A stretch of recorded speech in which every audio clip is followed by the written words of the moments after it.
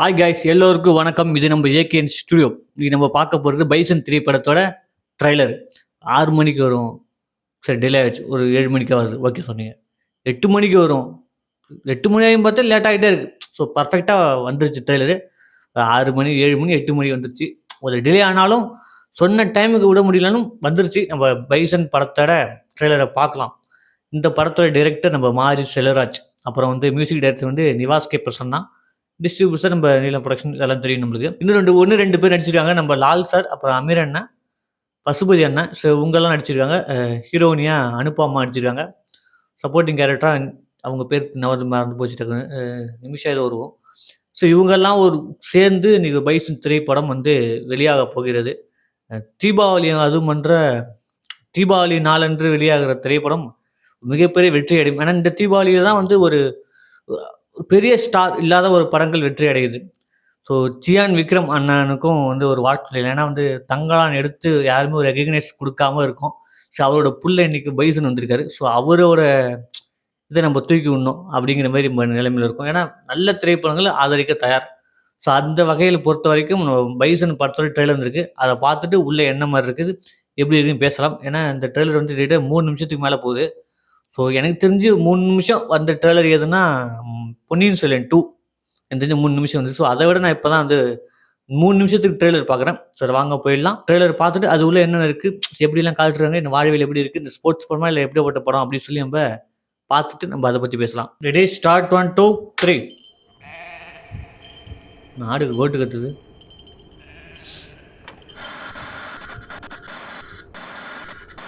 குரு Vikram music Nivas K Prasanna போட்டாச்சு.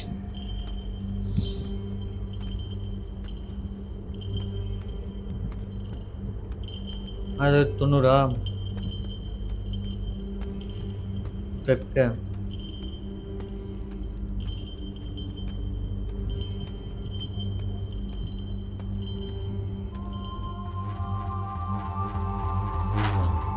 Black and white பயங்கரமா இருக்கு.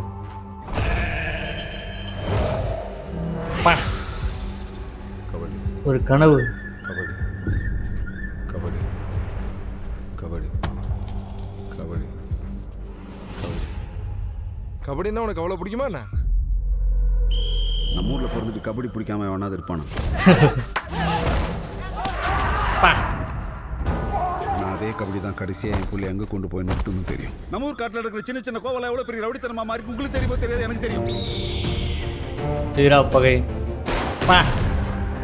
லால் சார் பயங்கரமா இருக்காரு. அமீர் பயங்கரமா இருக்கப்பா. அமீர்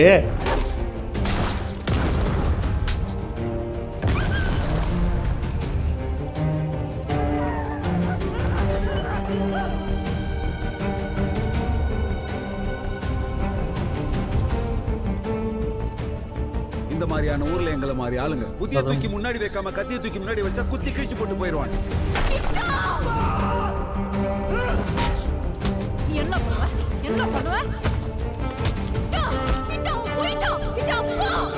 இதுக்குதான்ல உனக்கு கபடியை வேணா ஒரு மண்ணு வேணான்னு தலைமாடா அடிச்சுக்கிட்டேன். வந்த வழியில நடிகுடா. சத்தியம் பண்ணல, கபடி மயிரின் கடந்து அலைய மாட்டேன்னு சத்தியம் பண்ணு. சத்தியம் பண்ணு.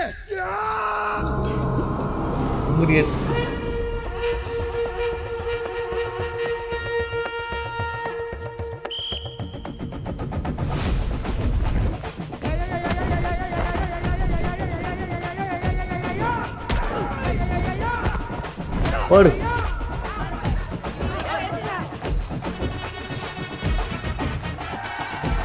ஓ அரசியல்வாதியோ.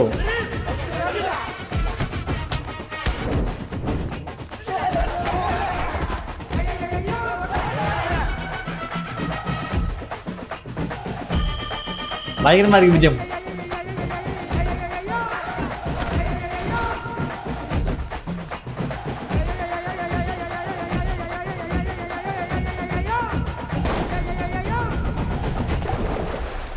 கிட்டான் பத்தாதுரா, இது பத்தாது.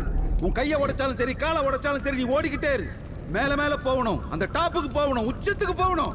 அப்பதான் நாமெல்லாம் இங்க ஒரு ஆளாவே தெரியும். டேய் நீ கிளம்புடா. கிளம்புடா. முடிஞ்சது கதை.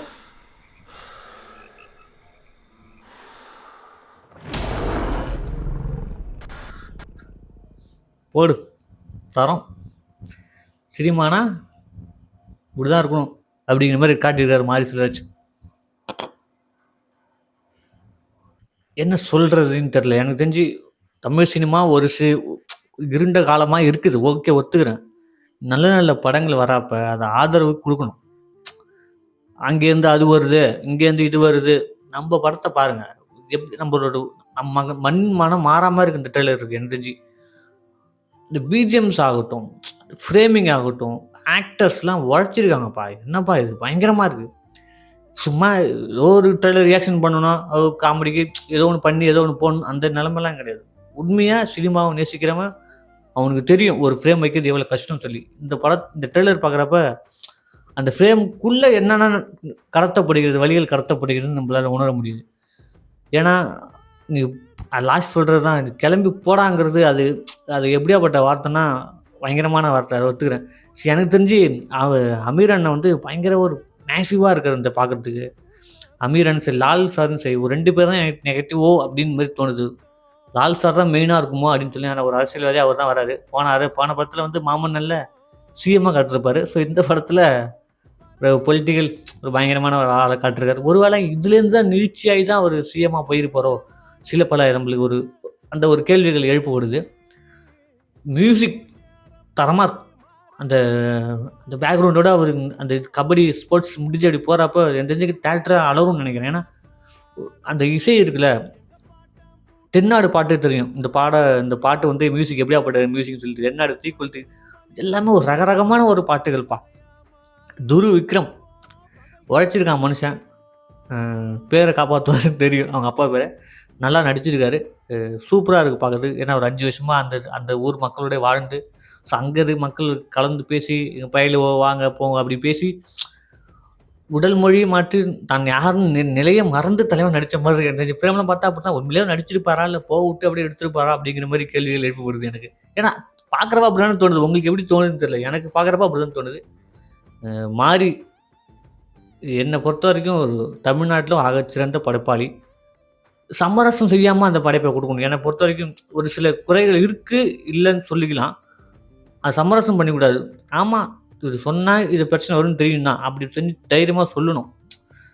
அது வந்து மாறிக்கிட்ட நான் அதிகமாக பார்க்குறேன். அதை வந்து தெளிவாக அவர் சொல்லிக்கிட்டே போயிட்டுருக்காரு. ஒரு நல்ல திரைப்படம் தீபாவளிக்கு வர வேண்டியதுக்கு வரட்டும்.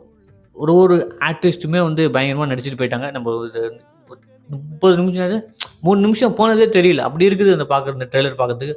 ஒரு 3 நிமிஷம் கடந்தே தெரியல. பயங்கரமாக அந்த ஒரு இதுதான் கதை பிளாட் அப்படியே போய் இப்படி வந்து நிற்குது.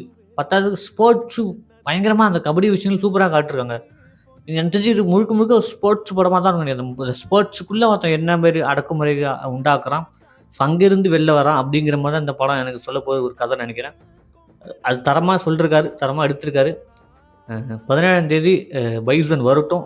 ஃபுல் ஆதரவு நம்ம தமிழ்நாட்டிலேருந்து கொடுக்கணும். ஏன்னா இந்த மாதிரி நல்ல நல்ல படங்கள் கொடுத்தாதான் அடுத்த சின்ன சின்ன படங்கள் இந்த மாதிரி கதையை பண்ணி நம்ம மேலே வரலாம் அப்படின்னு சொல்லி யோசிக்கும்.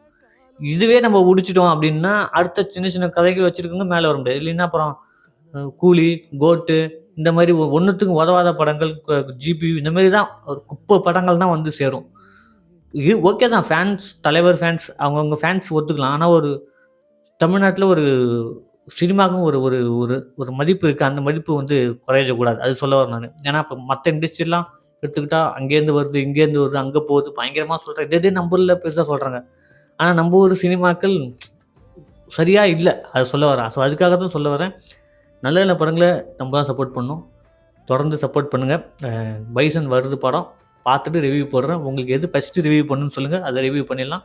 இந்த பைசன் திரைப்படத்தோட ட்ரெய்லரில் உங்களுக்கு என்னென்ன பிடிச்சிருக்கு, என்னென்ன பிடிக்கல கீழே கமெண்ட் பண்ணுங்கள். தொடர்ந்து நம்ம அதை பயணிப்போம். பைசன் படத்தோட அனைத்து பாட்டுமே ரியாக்ஷன் பண்ணி சேனலில் போட்டிருக்கேன், செக் பண்ணி பாருங்கள். தொடர்ந்து உங்களை ஆதரவு கொடுங்க. நன்றி, வணக்கம். இது நம்ம ஏகேஎன் ஸ்டுடியோ. தேங்க்யூ. நம்மளோட ரிவ்யூ முழுக்க ஒரு ஆனஸ்ட்டாக தான் இருக்கும். நம்ம அதுக்கு பணத்தை வாங்கிட்டு பேசுகிறது, இங்கே பேசுகிறது, மற்ற ரிவ்யூகளுமே கிடையாது. எனக்கு என்ன தோணுதோ அது பேசிட்டு போங்க. ஏன்னா எந்த ஒரு லாபமும் இல்லாமல் ஒரு எதிரை நோக்கி நான் இந்த சேனல் ஆரம்பிக்கல. எனக்கு சொன்னால் போதும், ஒரு நிம்மதி கிடைக்கல, அதுதான் மேட்ருங்க. ஒரு எங்கேயோ போகிற ஒரு ஆள் மனசு சரியில்லை, போய் ஒரு இடத்துல போய் நின்று கத்திட்டு வந்துடுவான்ல. ஸோ அந்த மாதிரி நம்மளுக்கு இருக்கிற பிரச்சனையில் ஸோ இங்கே சொன்னால் ஓரளவுக்கு நம்மளுக்கு அந்த பிரச்சனைகள் தீர ஒரு வாய்ப்பு இருக்கும். அது மாதிரி தான். தொடர்ந்து சப்போர்ட் பண்ணுங்கள். தொடர்ந்து உங்களுக்காக வீடியோ போட தயாராக இருக்கேன். நன்றி, வணக்கம். இது நம்ம ஏகேஎன் ஸ்டுடியோ. தேங்க்யூ.